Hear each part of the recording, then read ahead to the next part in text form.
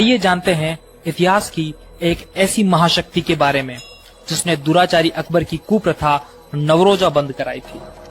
मैं हाजी चारण की पुत्री बीकानेर की संस्थापिका करणी माता के देवलोक गमन के ठीक 10 मास पश्चात विक्रम संवत 1595 को गुजरात में सौराष्ट्र के चराडवा गांव में उदयराज जी चारण के घर महाशक्ति राजबाई का जन्म हुआ। जो मां राजबाई मां लीला बीकानेर के राव कल्याणमल के पुत्र पृथ्वीराज राठौड़ का अकबर के दरबार में उचित स्थान था। एक बार पृथ्वीराज राठौड़ सौराष्ट्र जा रहे थे, तब रास्ते में चराडवा गांव में उनके अति प्रिय घोड़े की आकस्मिक मृत्यु हो जाती है। तभी वहां से गुजर रही महाशक्ति स्वरूप 10 वर्षीय चारण बालिका राजल माता ने चमत्कारिक ढंग से घोड़े को पुनर्जीवित कर दिया।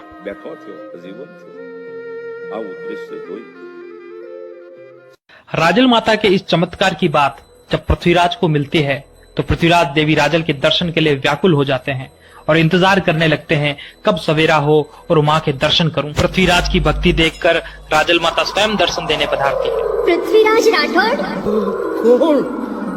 राजबाई मां, राजबाई मां, खम्मा मारी खम्मा, जय हो तुम्हारी मां, जय हो। करोड़ दिवाळी जीवतो रे बीकानेर ना धणी, जय हो तुम्हारी, जय हो। अगले दिन सवेरे पृथ्वीराज देवी राजल के दर्शन को पहुंच जाते हैं। देवी राजल प्रसन्न होकर पृथ्वीराज को वचन देती है, जब भी कोई संकट आए याद करना, मैं सहायता अवश्य करूंगी।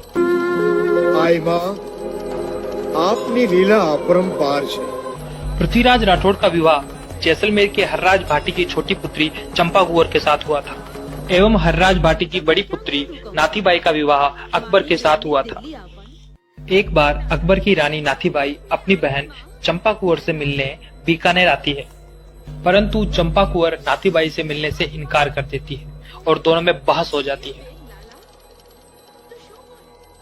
कुछ समय पश्चात दुराचारी अकबर अपनी रानी नाथीबाई से चंपा कुंवर के सौंदर्य की बात सुनकर लालायित हो उठता है। मारी बेन ने दिल्ली આવવાની ઈચ્છા છે, પછી તમારે તેડાવવામાં શું વાંધો છે? પીથલ શું કરી લેશે? ओहो अच्छा। दुराचारी अकबर अपनी लालसा पूरी करने के लिए एक षड्यंत्र रचता है। पण आवजो जरूर ने जरूर हो। हाँ, आवવાનું भूलता नहीं। राजा पीथल दुराचारी अकबर की मंशा समझ गए। इस संकट की घड़ी में देवी राजल और देवी राजल माँ का दिया हुआ वचन याद आया। तब राजा पीथल देवी राजल का स्मरण करते हैं। पीथल याद करी महमाई, संकट हरण पधारो बाई। बाई सांभळ बोल कमंधा कोल, मेटण कलंक करजे सांचो कोल, ददरे रे दीदो चको। તમે જલ્દી આવો, શ્રાવણે સહલ સુણા પંચાણી, ताय मिलो मुझ हेकड़ ताणी, पीथल वाहर काछ पंचाणी, दौड़जे चारण धाबड़ियाड़ी।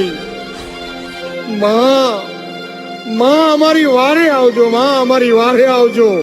पीथल की पुकार सुन देवी राजल क्षण भर में प्रकट हो गए। અને બીજો ભોગ એનો દિલ્હીના ચોકમાં આય રાજબાઈ દિલ્હીમાં પ્રગટ થયા હો બીકાનેરની હવેલીમાં। હું તને મરવા નહીં દઉં। હવેલી પાલખીમાં બેસીને શાહી મહેલમાં તારા બદલે હું જઈશ। देवी राजबाई स्वयं पालकी में विराजमान हो जाती है। दुराचारी अकबर जैसे ही पालकी की कनात उठाता है, देवी राजबाई सिंह का विकराल रूप धारण कर लेती है।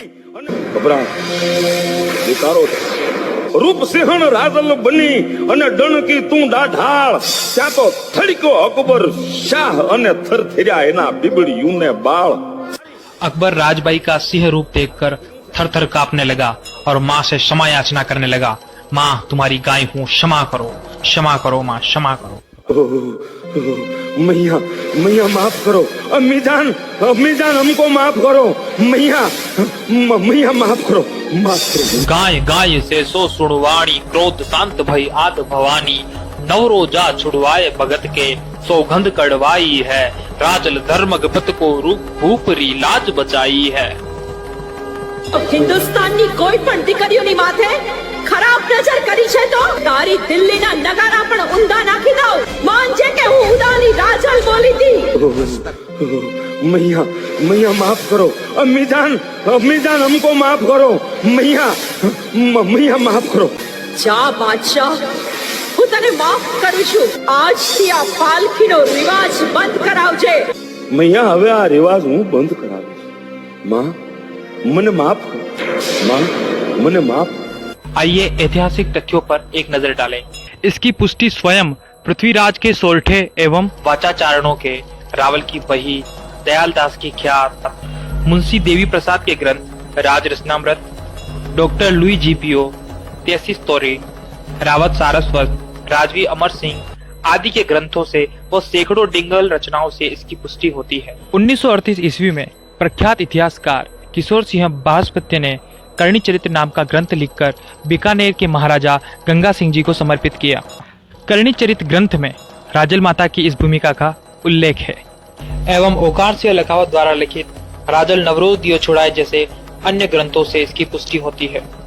आइए देवी राजल के एक और चमत्कार को जानें। गुजरात के विरम गांव का नवाब जिंजूवाड़ा में अपने लिए एक गढ़ बनवा रहा था, किंतु गढ़ रोज गिर जाता।